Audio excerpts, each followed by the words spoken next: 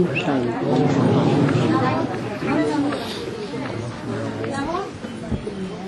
आज का प्रातः क्लास है 6 मार्च 2001। रिकॉर्ड चला है, तुम ही हो माता पिता, तुम ही हो।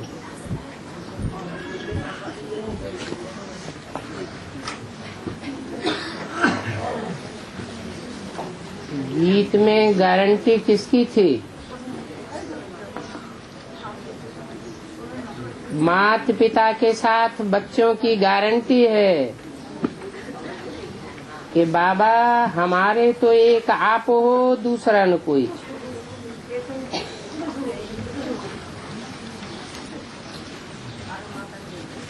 तो देखो कितनी ऊंची मंजिल है। ऐसे श्रेष्ठ बाप की श्रीमत पर कोई चले तो गारंटी है वर्षा जरूर ऊंच पावेंगे। परंतु बुद्धि कहती है बड़ी ऊंच मंजिल देखने में आती है। जो कोटों में कोई और कोई में भी कोई सिर्फ माला के दाने बनते हैं।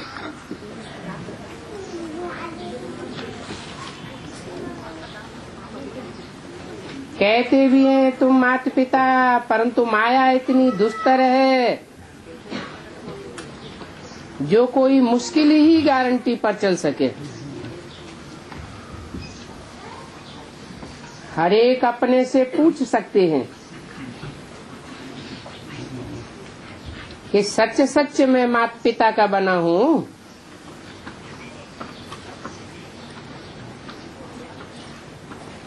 बाप कहते हैं नहीं, बहुत थोड़े हैं। तब तो देखो माला कितनों की बनती है।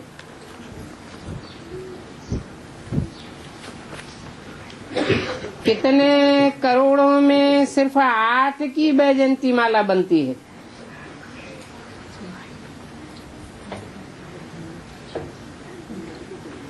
कई कहते हैं एक है, एक कहते हैं और करते दूसरा है। इसलिए बाप भी कहते हैं देखो कैसा वंडर है। बाबा कितना प्रेम से समझाते हैं, परंतु सपूत बच्चे बहुत थोड़े निकलते हैं।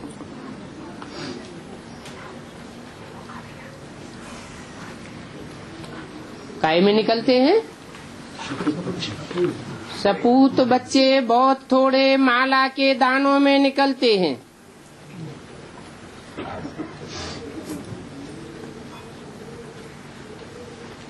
बच्चों में इतनी ताकत नहीं है जो पूरी श्रीमत पर चल सके। पूरी श्रीमत पर नहीं चलते हैं तो जरूर कहाँ न कहाँ रावण की मत पर हैं।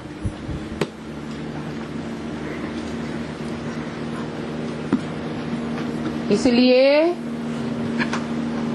इतना पद नहीं पा सकते हैं।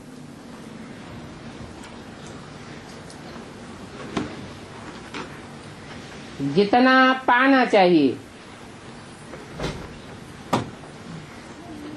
कोई बिरले ही बच्चे हैं जो माला का दाना बनने वाले हैं।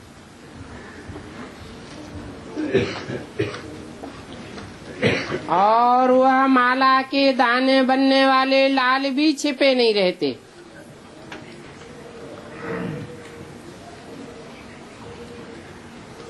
वो दिल पर चढ़ते रहते हैं। उनकी पहचान क्या होगी?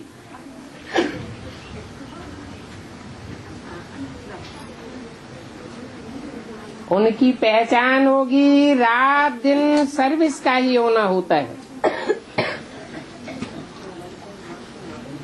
उनका ईश्वरीय संबंध से लव रहता है।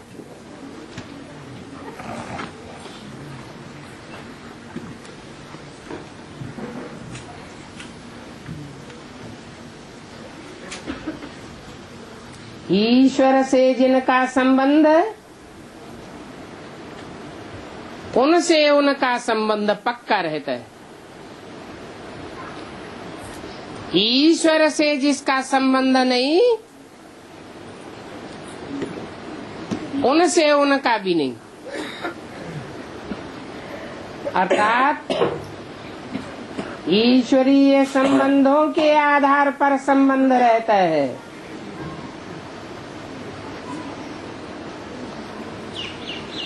और कहीं बाहर भी उनकी बुद्धि नहीं जाती।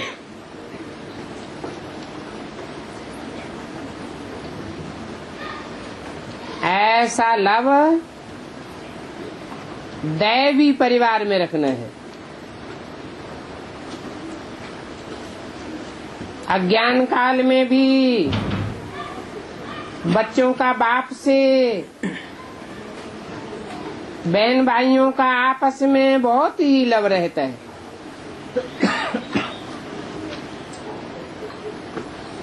यहाँ तो कोई कोई का रिंचक मात्र भी बाप से योग नहीं है।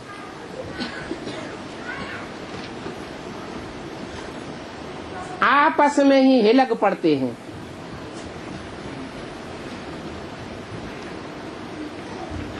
गारंटी तो बहुत करते हैं, भक्ति मार्ग में गाते हैं, परंतु अभी तो बच्चे सन्मुख हैं।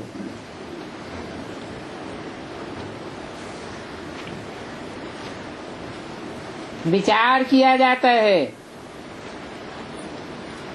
कि भक्ति मार्ग में जो गाते रहते हैं कितना लव से याद करते हैं, और यहाँ तो याद ही नहीं करते। बाबा का बनने के कारण माया दुश्मन बन पड़ती है।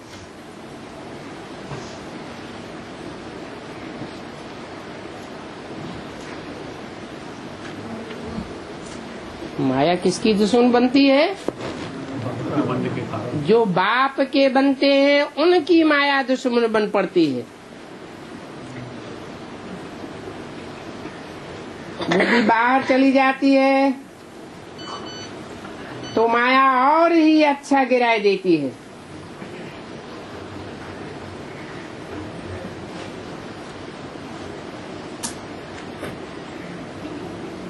इसलिए बोला, मधुवंश में आने के बाद जब बाहर जाते हैं तो माया अच्छी रीति पकड़ती है।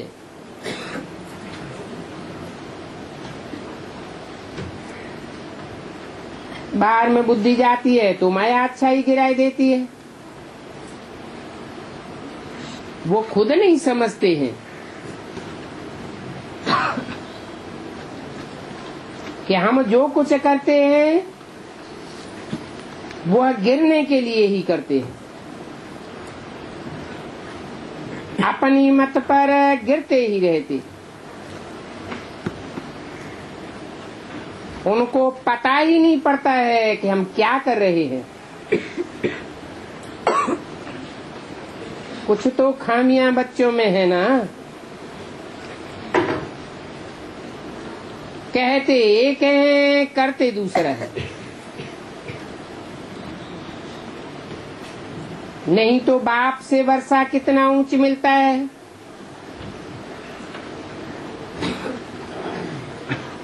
सच्चाई से कितना बाप की सर्विस में लग जाना चाहिए, परंतु माया कितनी दुष्कर है। करोड़ों पुरुषार्थ करने वालों में कोई बाप को पूरा पहचानते हैं।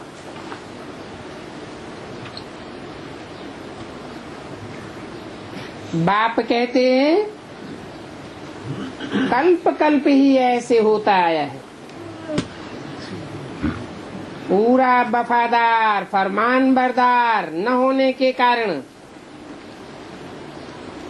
उन विचारों का पद ही ऐसा हो पड़ता है।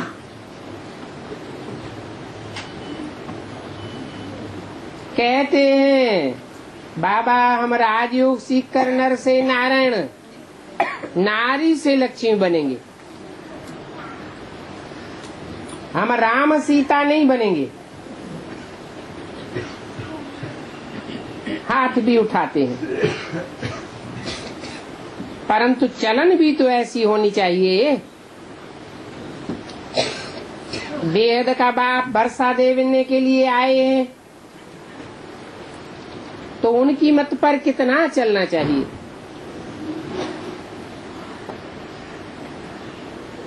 बहुत हैं जिन्होंने कसम खाया हुआ है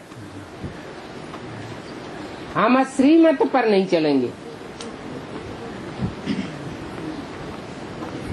6/3/2001 की वाणी का दूसरा पेज। जो श्रीमत पर नहीं चलते हैं वो भी छिपे नहीं रहते हैं। कोई की तकदीर में नहीं है तो पहले पहले देह अभिमान थप्पड़ लगाता है, फिर है काम विकार। काम नहीं तो क्रोध लोभ है तो ये सभी दुश्मन।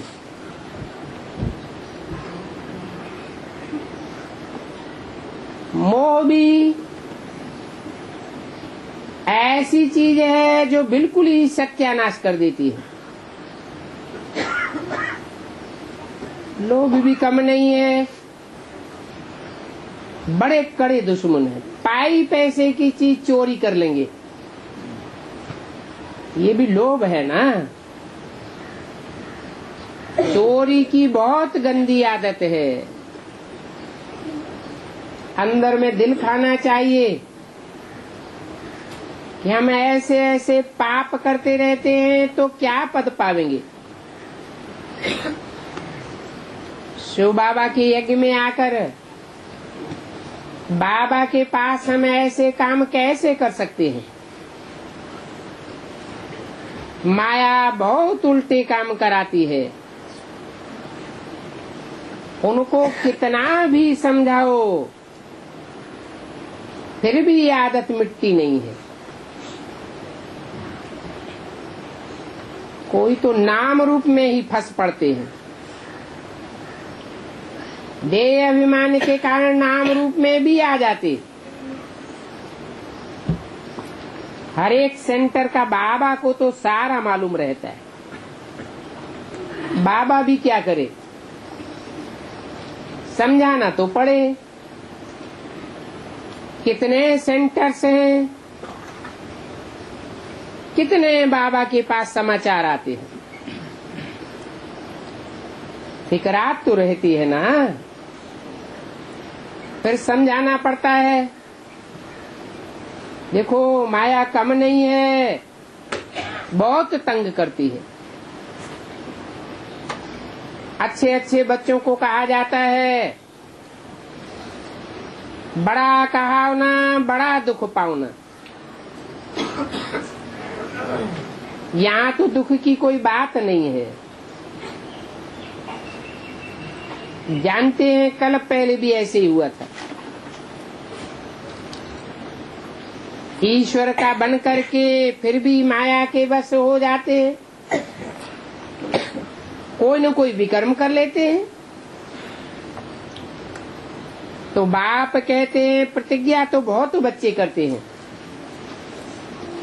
कि बाबा हम आपकी श्रीमत पर ही जरूर चलेंगे, परंतु चलते नहीं हैं।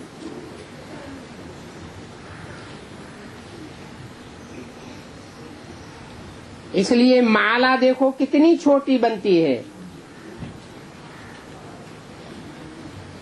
बाकी तो है सारी प्रजा।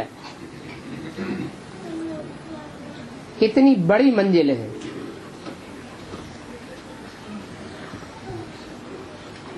इस पुरुषार्थ में दिल की बड़ी सफाई चाहिए। कहावत भी है, सच तो बिठो नच। अगर बाप के साथ सच्चा चलता रहे तो सतयुग में कृष्ण के साथ जाकर के डांस करेंगे।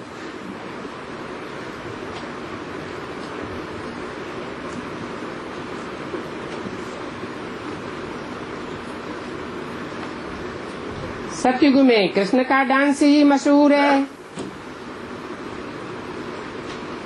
रास लीला राधे कृष्ण का ही दिखाते हैं, पीछे रामलीला दिखाते हैं, परंतु नंबर 1 में राधे कृष्ण की रास लीला है।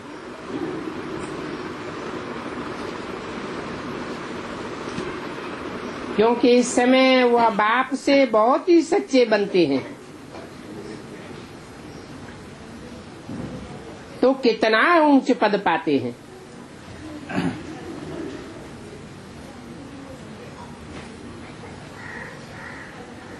कहाँ की यादगार?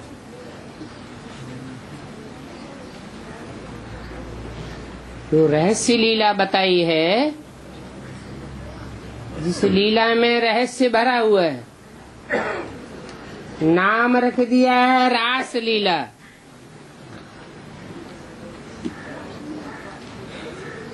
वो रास लीला किस समय की यादगार है?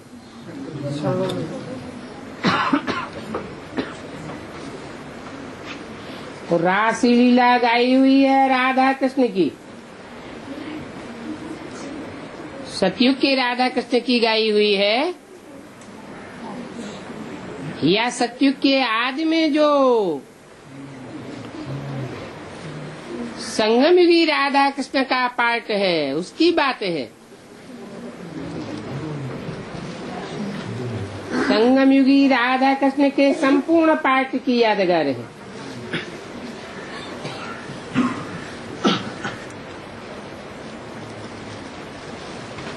तो नंबर 1 में राधे कृष्ण की रास लीला चली है, क्योंकि इस समय संगम युग में वो बाप से बहुत सच्चे बनते हैं।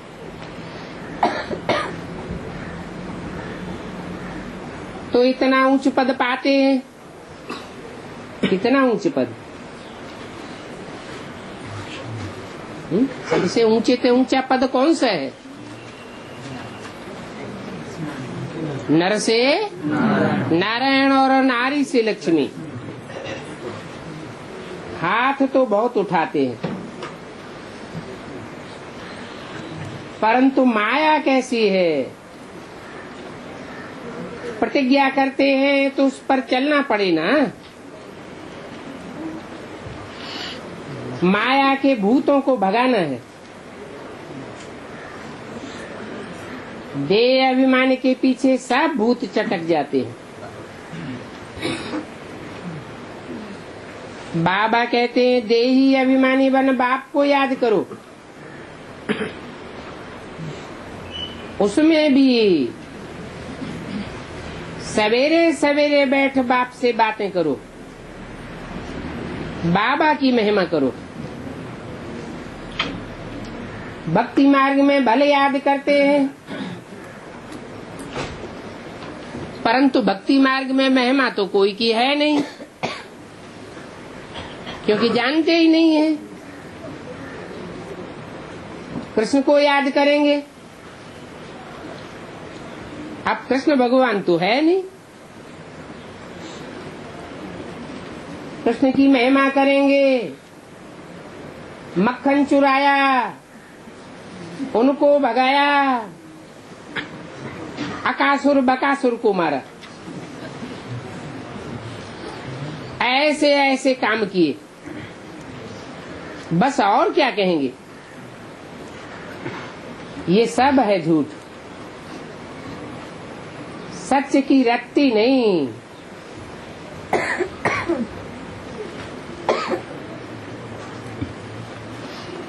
फिर रास्ता क्या बतावेंगे? मुक्ति कोई नहीं जानते हैं। इस समय सारे विश्व पर रावण का राज्य है।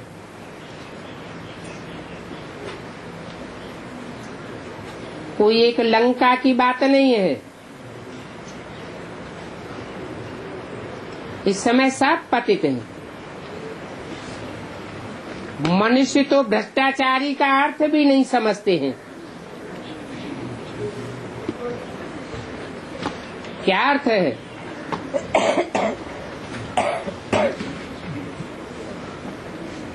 भ्रष्टाचारी का अर्थ ही है भ्रष्ट इंद्रियों से आचरण करने वाले।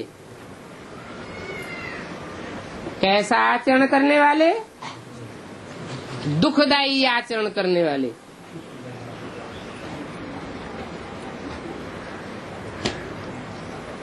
ये भी नहीं जानते हैं कि सतयुग में निर्विकारी देवताएं थे।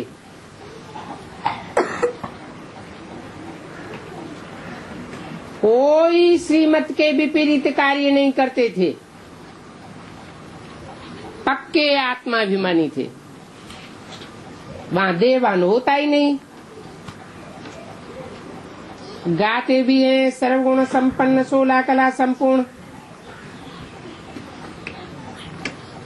परंतु फिर कह देते हैं वहां भी हिरण्यकश्यप, रावण, कंसी, जरासंधी आदि थे।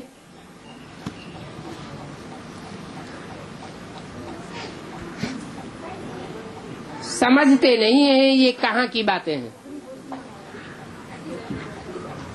कहाँ का है हिरण्यकश्यप? सतयुग का।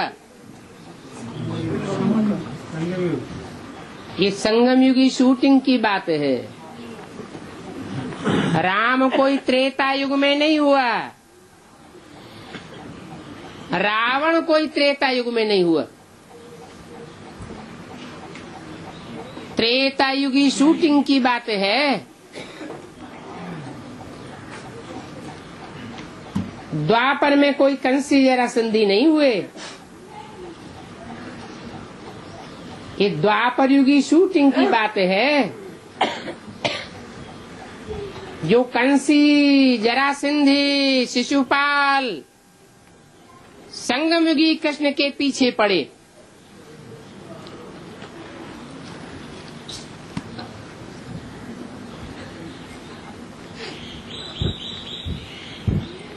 कहा जाता है पवित्र बनो, तो कहते हैं देवताओं को भी तो बच्चे आदि थे।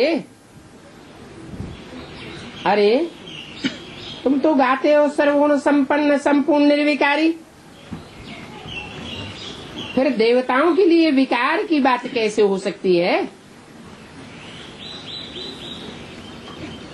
उनकी इंद्रियां विकृत काम कैसे कर सकती हैं?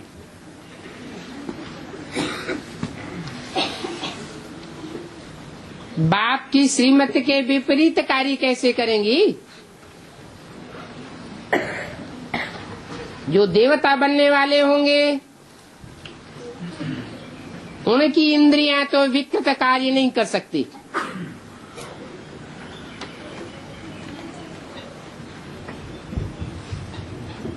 असुर बनने वालों की बात दूसरी है।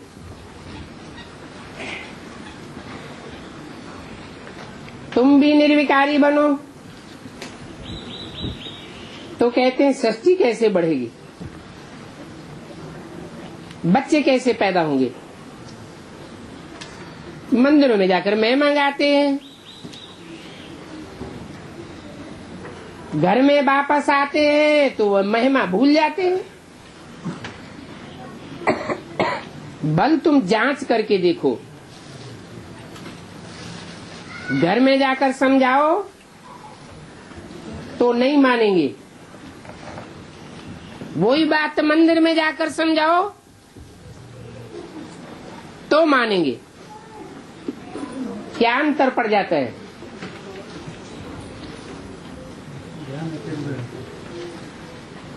वाइब्रेशन का अंतर पड़ जाता है। मंदिर का वातावरण और वाइब्रेशन अलग होता है, और घरगस्त व्यवहार का वातावरण अलग हो जाता है। तो समझ में फर्क पड़ जाता है।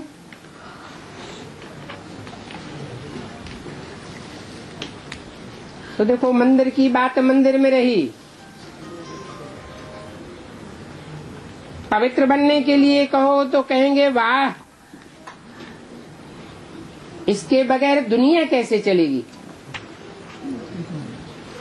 उनको पता ही नहीं है कि वाइसलेस दुनिया कैसे चलती है।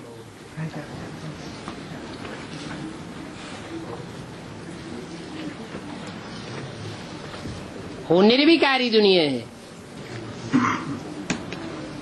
जहाँ देह अभिमान होता ही नहीं। जब 5 विकारों का बाप देहभान ही नहीं, तो विकार कहाँ से आवेंगे। बच्चों ने गीत भी सुना, प्रतिज्ञा करते हैं हम तुम्हारी मत पर चलेंगे, क्योंकि श्रीमत पर चलने में ही कल्याण है। 6 मार्च 2001 की वाणी का 3रा पेज। बाप तो कहते रहते हैं श्रीमत पर चलो, नहीं तो आखिरी न मौत आ ही जावेगा।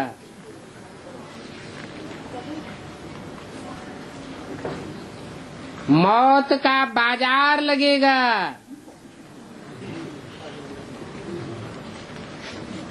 फिर ट्रिब्यूनल में साफ बताना पड़ेगा।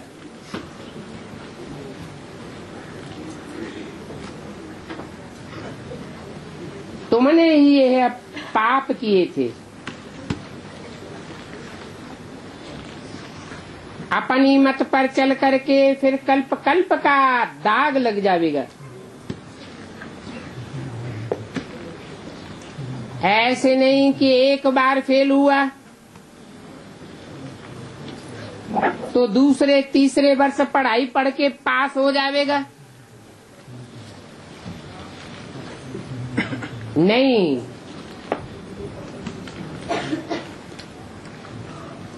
अभी अगर ना पास हुआ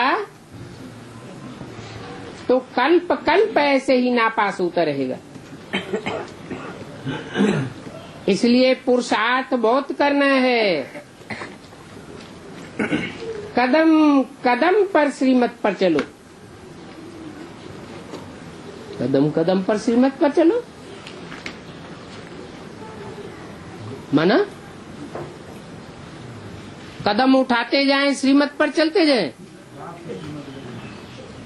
माना जो काम करने के लिए कदम उठाएं, वो काम करने से पहले श्रीमत लेकर के काम करें, या टटोलें कि बाप की श्रीमत क्या कहती है।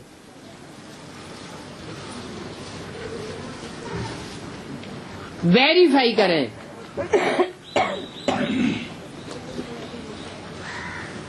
अंदर में कुछ भी गंद न रहे, हृदय को शुद्ध बनाना है। नारद को भी कहा ना, अपनी शक्ल तो आईने में देखो, तो देखा मैं तो बंदर मिसल हूँ। ये तो एक दृष्टांत है। तो अपन से पूछना है हम कहाँ तक श्रीमत पर चल रहे हैं।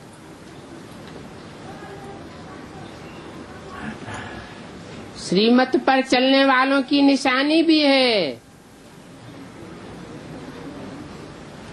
उनका बुद्धियों कहाँ बाहर में भटकेगा नहीं।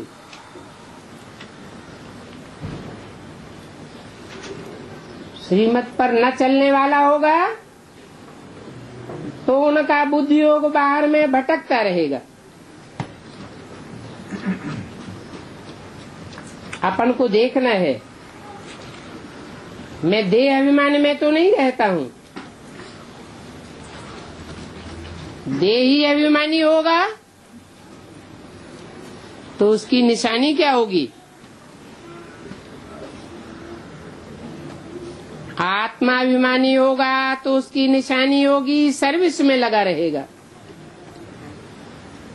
देह अभिमानी होगा तो कुछ न कुछ डिससर्विस करता रहेगा।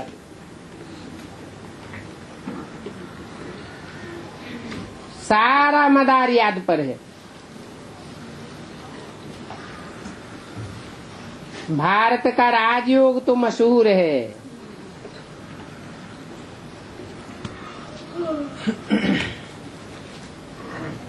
वो सहज राजयोग तो निराकार बाप ही निराकार बच्चों को समझाते हैं।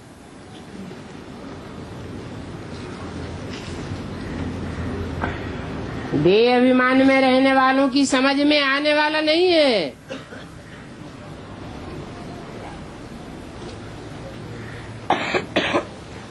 तो मूल बात है आत्माभिमानी बनने की।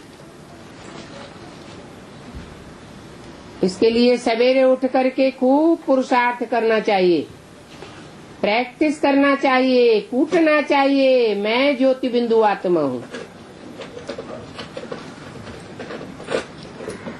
इसको कहा जाता है सहज राजयोग।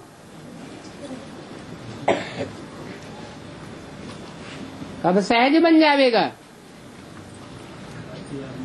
क्या बताया? कठिन कब बन जाता है? अपन को आत्माभिमानी की प्रैक्टिस करने से सहज हो जाता है, और आत्मा न समझने से कठिन होता जाता है। लिखा हुआ भी है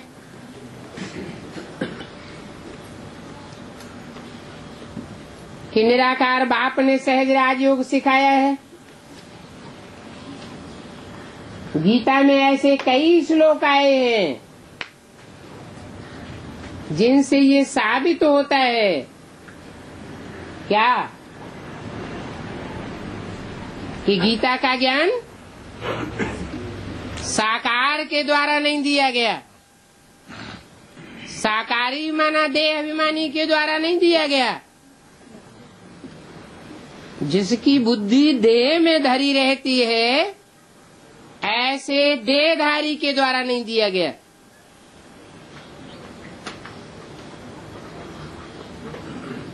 निराकारी बाप के द्वारा ये गीता का ज्ञान दिया गया।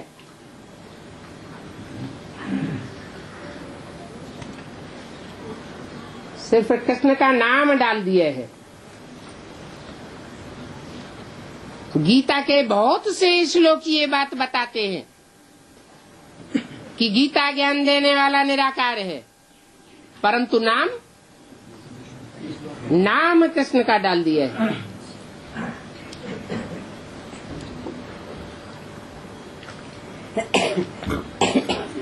कृष्ण का अर्थ क्या होता है?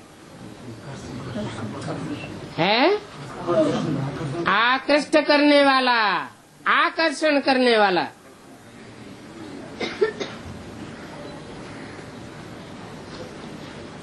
निराकार आकर्षण करता है या साकार आकर्षण करता है? साकार आकर्षण कर लेता है। जैसे आकाश और पृथ्वी, दोनों की तुलना की जाए तो कौन निराकार है और कौन साकार है? पृथ्वी साकार है, आकाश निराकार है।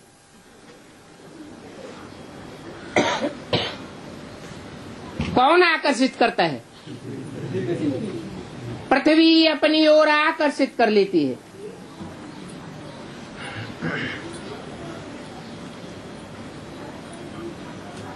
तो गीता में कृष्ण का नाम डाल दिया है। नाम ही रखा हुआ है कृष्ण। आकृष्ट करने वाला।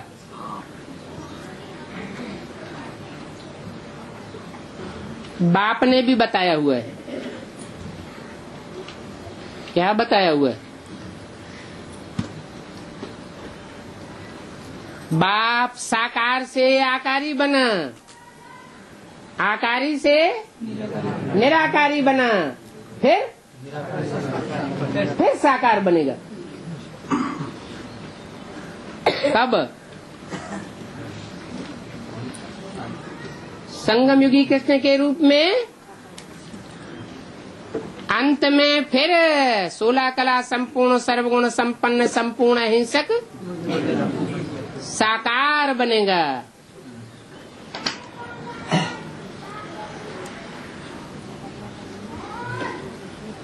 तुम जानते हो कि हमको तो ऐसा लक्ष्मी नारायण बनना है। कैसा?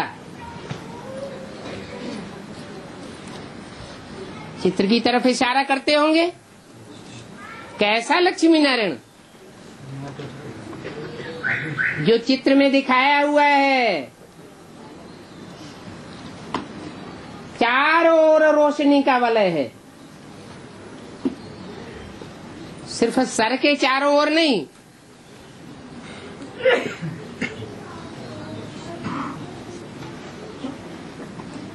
जैसे कि रोशनी की दुनिया में खड़े हुए हैं। दुनिया ही रोशनी की है। नाम ही रख दिया नारायण। अयन माना घर।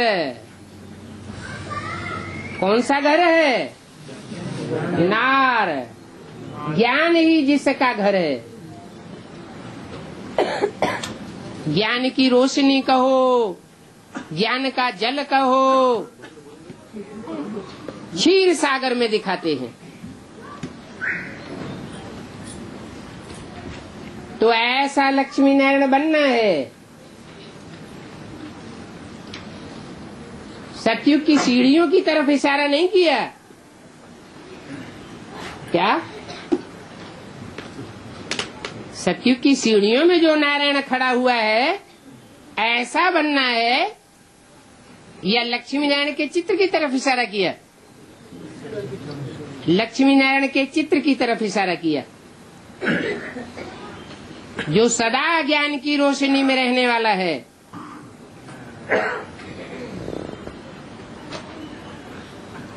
100% पुण्यात्मा बनना है।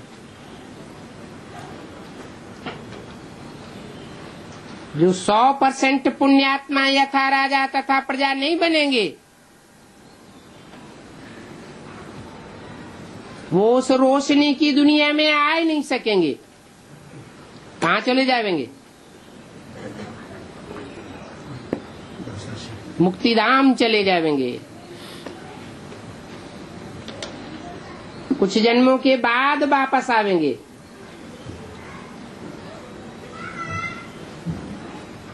तो देखो,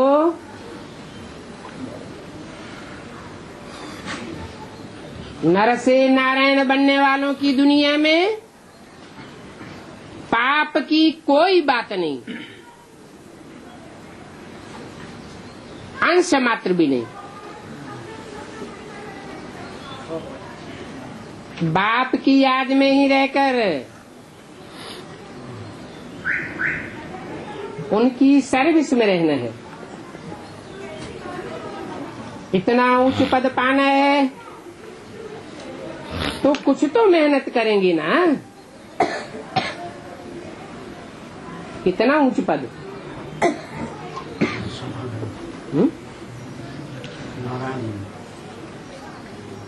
इतना उच्च पद का मतलब है कि नारायण तो 7-8 भी बनेंगे। सतयुग के आखिरी जन्म वाले भी नारायण होंगे। वो कोई बहुत बड़ी बात नहीं है। वो तो कन्वर्ट होने वाली आत्माएं हैं, कच्ची आत्माएं हैं, जिनके लिए बोला इतना ऊंच पद पाना है। किस तरफ इशारा किया? विश्व महाराजन की ओर इशारा किया। कुछ तो मेहनत करेंगी ना। सन्यासी आदि तो कह देते हैं गृहस्थ व्यवहार में रहे कमल फूल समान रहे, ये बात हो ही नहीं सकती। तो नकारते हैं।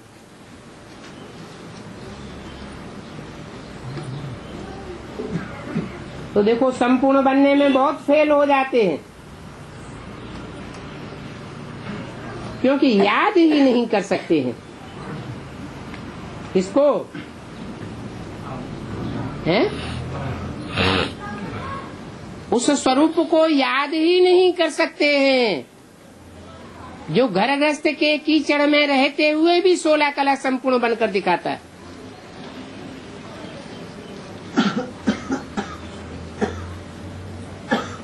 अधूरों का पल्ला पकड़ लेते।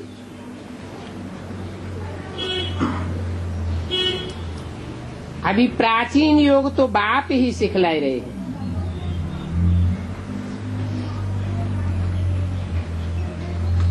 क्योंकि पुराने ते पुराना कौन है,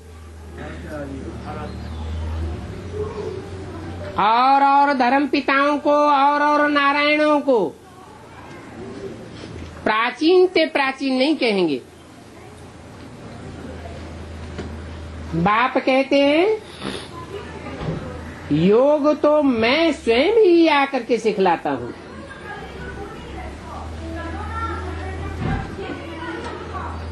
और कोई योग सिखला न सके।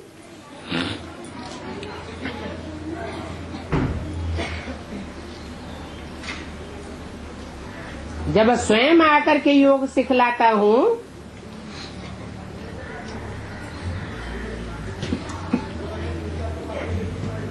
तो मेरे रूप को याद करो और कोई नहीं याद करो। तुमको मेरे पास आना है ना।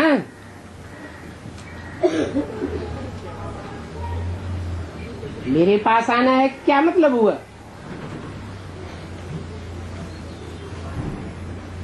परमधाम जाना है? सिर्फ तुमको ही परमधाम जाना है क्या, कि सबको जाना है?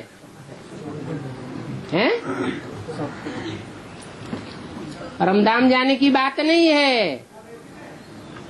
तुमको मेरे पास आना है का मतलब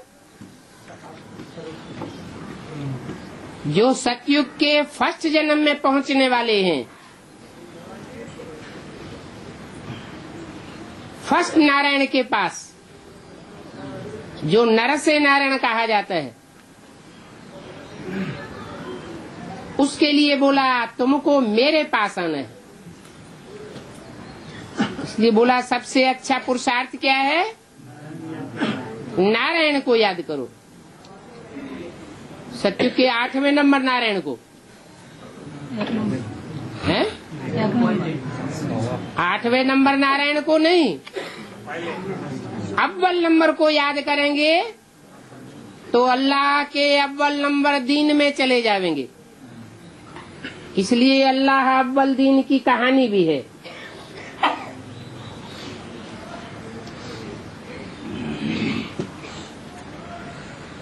इसको कहेंगे याद की यात्रा।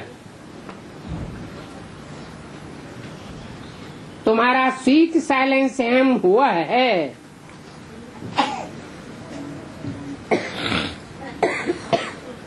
ये भी जानते हैं कि हम भारतवासी ही आवेंगे, विदेशी नहीं आवेंगे।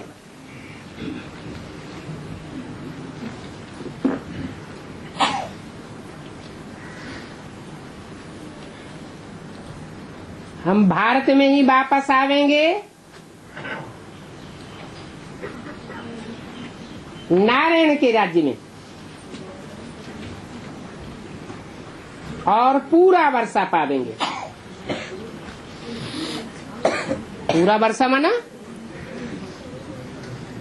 कम कलाओं वाला वर्षा नहीं, 16 कला संपूर्ण वर्षा हम पावेंगे। तो बाप बार बार समझाते हैं कि जो प्रतिज्ञा की है उस प्रतिज्ञा पर अटल रहो। अगर भूल हो जाती है तो बाप से क्षमा लेनी चाहिए,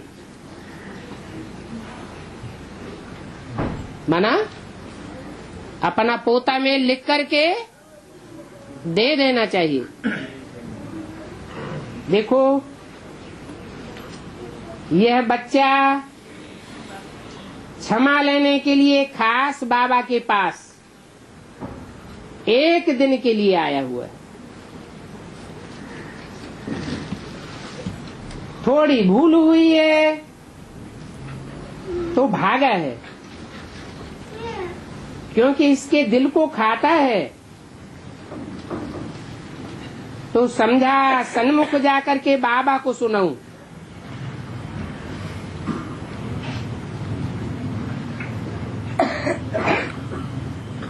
कितना बाप के प्रति रिगार्ड है। बहुत बच्चे हैं जो इससे भी जास्ती विकर्म करते रहते हैं।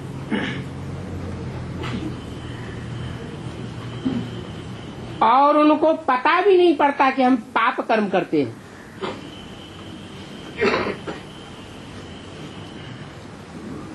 तो उनके दिल को क्या खावेगा? हम तो कहता हूँ वाह बच्चा बड़ा अच्छा है, थोड़ी सी भूल की क्षमा लेने आया है। बाप का हमेशा कहना है कि भूल बता करके क्षमा ले लो। अगर बाप को बतावेंगे नहीं, क्षमा नहीं लेवेंगे, तो वह पाप वृद्धि को पाता रहेगा।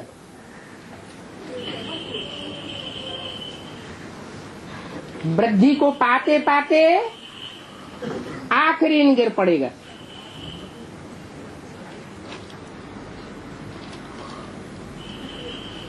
मुख्य याद की यात्रा से ही बच सकेंगे,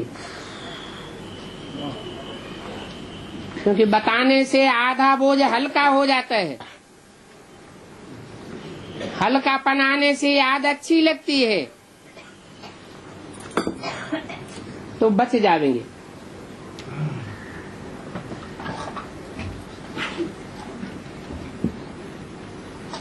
योग की बहुत कमी है, ज्ञान तो बहुत सहज है। ये तो एक जैसे कहानी है ज्ञान की। आज से 5000 वर्ष पहले किसका राज्य था? उन्होंने कैसे राज्य किया और कितना समय किया? फिर राज्य करते करते कैसे विकारों में फंसे?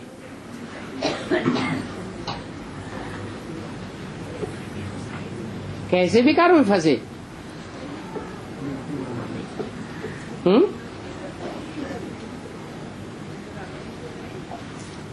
5000 वर्ष पहले किसका राज्य था? फर्स्ट लक्ष्मी नारायण का राज्य था।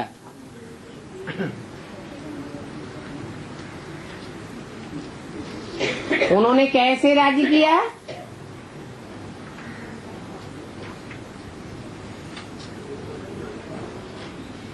अरे आत्म की स्थिति में रहते हुए राज्य किया। यथा राजा तथा प्रजा बनी।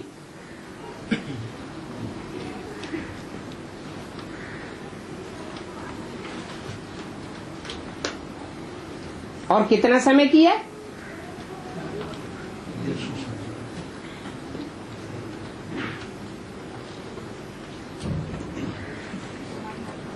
जो पहले लक्ष्मी नारायण होंगे वो तो ज्यादा ही योगी होंगे। योग बल जास्ती होगा तो एज भी, एवरेज एज भी जास्ती होगी। तो उन्होंने लंबे समय तक राज्य किया। उसके बाद उनकी डायनेस्टी ने राज्य किया। फिर वही लक्ष्मी नारायण, जिस नंबर के लक्ष्मी नारायण सतयुग में बनते हैं, उसी नंबर के राम सीता त्रेता में बनते हैं। तो त्रेता में भी राम सीता का राज्य चला। फिर राज्य करते कहते कैसे विकारों में फंसे।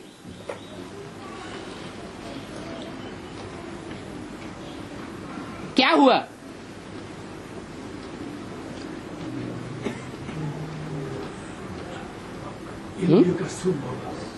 हाँ, देह का सुख भोगते भोगते आत्मा में 8 कलाएं कम हो गईं और अचानक विकारों में फंस पड़े। तो कोई ने चढ़ाई तो नहीं की ना, कोई ने चढ़ाई नहीं की। किसने चढ़ाई की? अरे देह अभिमान ने चढ़ाई कर दी।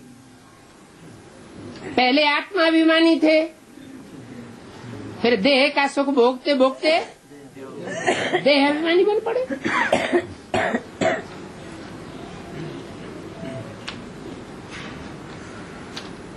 बाकी स्थूल चढ़ाई तो बाद में होती है, जब वैश्य बन पड़े, विषयस विकारी बन पड़े।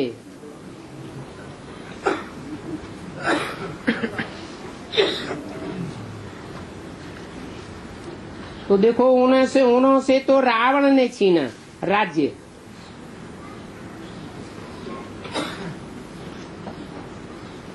किनों से? राम से रावण ने राज्य छीना। रावण कौन? देह अभिमान। तुम फिर रावण पर आप जीत पा करके राज्य लेते हो। कैसे लेते हो? आत्माभिमानी बनने की प्रैक्टिस करने से तुम रावण पर नंबरवार जीत पा लेते हो।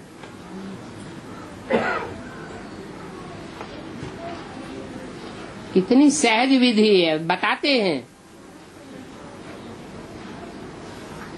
वो भी भूल जाते।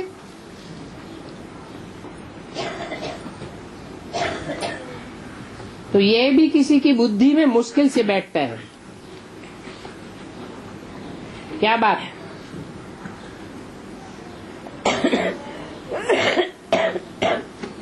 कि कैसे राज्य पाया और कैसे राज्य गंवाया।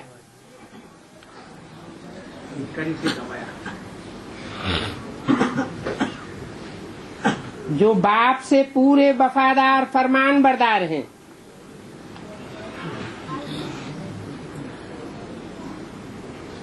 अज्ञान काल में भी कोई वफादार फरमान बरदार होते हैं ना। कोई नौकर भी बड़े ईमानदार होते हैं। लाखों रुपए पड़े रहे, कभी एक भी पैसा उठावेंगे नहीं। कहते हैं सेठ जी, आप तिजोरी की चाबियां छोड़ गए थे, हम संभाल कर लिए बैठे हैं। नहीं तो आजकल के नौकर हो, उन्हें लंबा टाइम मिले तो सारा तिजोरी के निकाल कर सफा चट करके भाग जाए।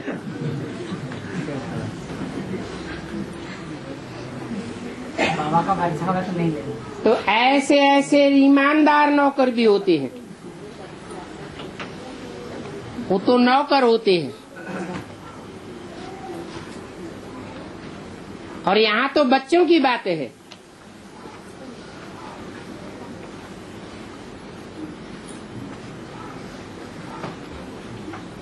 बाप तो बच्चों को बहुत अच्छी रीति समझाते रहते हैं। विवेक कहता है कि इस कारण से ये माला का दाना नहीं बन सकते हैं। कौन सा कारण बताया?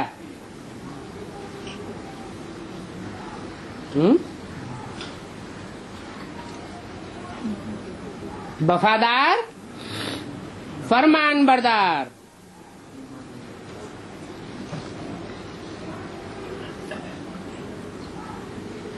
फिर वहां जाकर दास दासियां बन जाएंगे। कौन?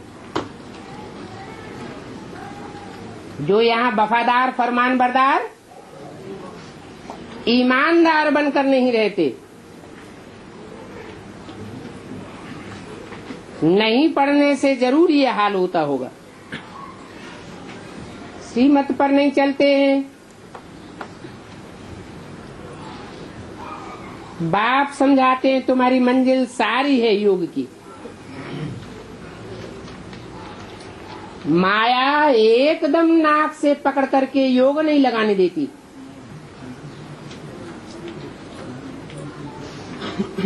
छह मार्च 2001 की वाणी का चौथा पेज।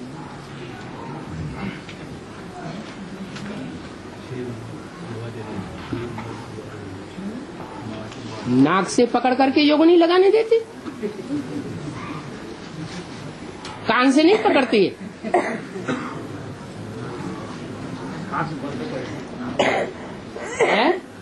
आंख में धूल धूल झोंक दे।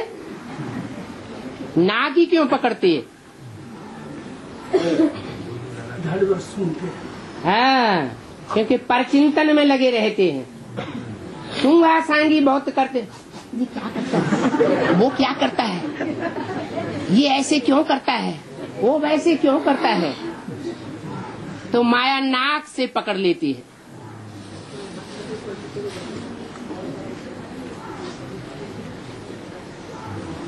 योग हो तो सर्विस बहुत अच्छी कर सकते हैं, परंतु परचिंतन पतन की जड़ में गिर जाते हैं।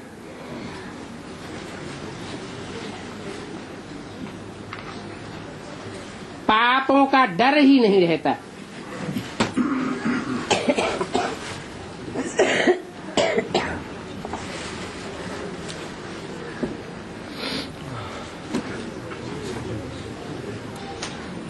जैसे ये बच्चा तो बहुत अच्छा है, इस बच्चे की तरफ इशारा किया। अभी तो बताया, जो बच्चा अपना पोता मिल देने के लिए बाप के पास आ गया। सच्चाई हो तो ऐसी हो। अच्छे अच्छे बच्चों से इनका पद अच्छा है, और जो सर्विस करते रहते हैं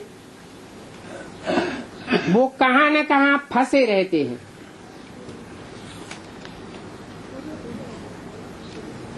सर्विस तो करते हैं, लेकिन ईमानदारी, वफादारी पूर्वक नहीं करते। कुछ बात हो जाती है सर्विस में तो बाप को बताते नहीं है। हमारी बदनामी हो जाएगी, हम डिसर्विसेबल बच्चे साबित हो जाएंगे।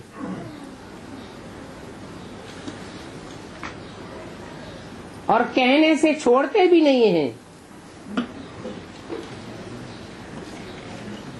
गीत में तो देखो प्रतिज्ञा करते हैं कि कुछ भी हो जाए, कभी भी ऐसी भूल नहीं करेंगे। मूल बात है देह अभिमान की। देह अभिमान के कारण बहुत भूलें होती रहती हैं।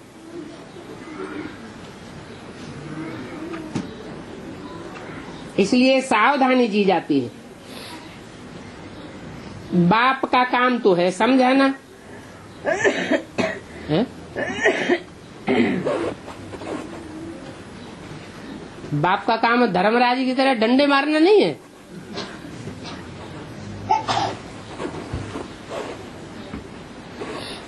धर्मराज अलग है और बाप अलग है। धर्मराज को नहीं कहेंगे प्यार का सागर, और बाप को क्या कहते हैं? प्यार का सागर है। तो बाप का काम तो है समझाना, न समझाए तो कहेंगे हमको कोई ने समझाया थोड़ी। इस पर एक कहानी भी है। बाप भी कहते हैं बच्चे खबरदार रहो, नहीं तो बहुत सजा खानी पड़ेगी। फिर ऐसे नहीं कहना है कि हमको समझाया क्यों नहीं। बाप साफ साफ समझाते हैं,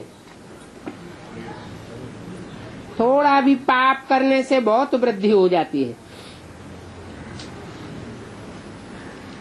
फिर छुपाते रहते हैं, वृद्धि को पाप बढ़ता जाता है।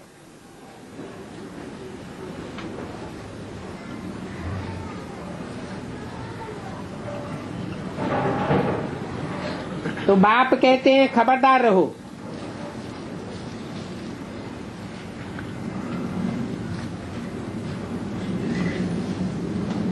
नहीं तो बाप के आगे फिर सिर भी नहीं उठा सकेंगे।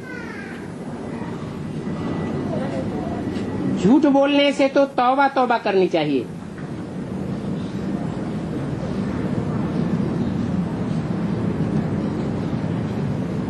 कोई तो अपना पोता मेल बताने के लिए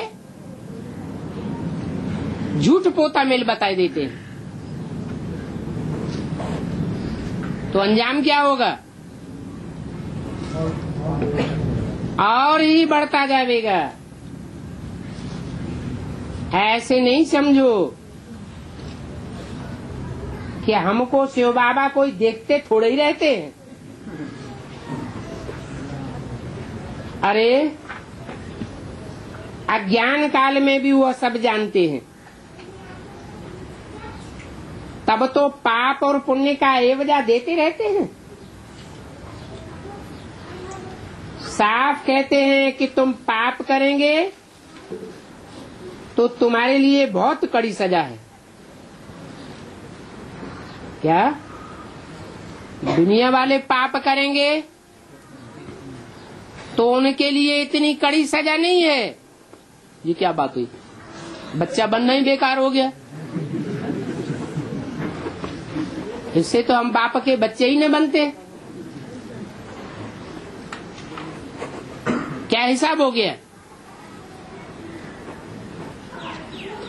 बाप का बच्चा बनकर, बाप को पहचान कर, बाप के सामने अंजाम करके अगर कोई पाप कर्म करते हैं तो 100 गुना पाप का बोझा चढ़ जाता है। इसलिए बोला तुम्हारे लिए तो बहुत कड़ी सजा है। बाप से वर्षा लेने आए हो तो उसके बदले दोनों कान तो नहीं काटना चाहिए ना। कहते एक हैं और याद करते हैं दूसरों को, बाप को याद करते ही नहीं। तो बताओ उनकी क्या गति होगी? सच खाना, सच बोलना, सच पहनना, ये भी अभी की बात है। बाप के यज्ञ से बड़े प्यार से जो मिले सो खाना चाहिए।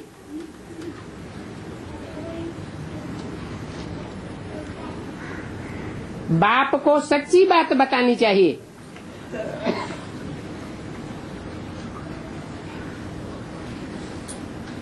पहनना,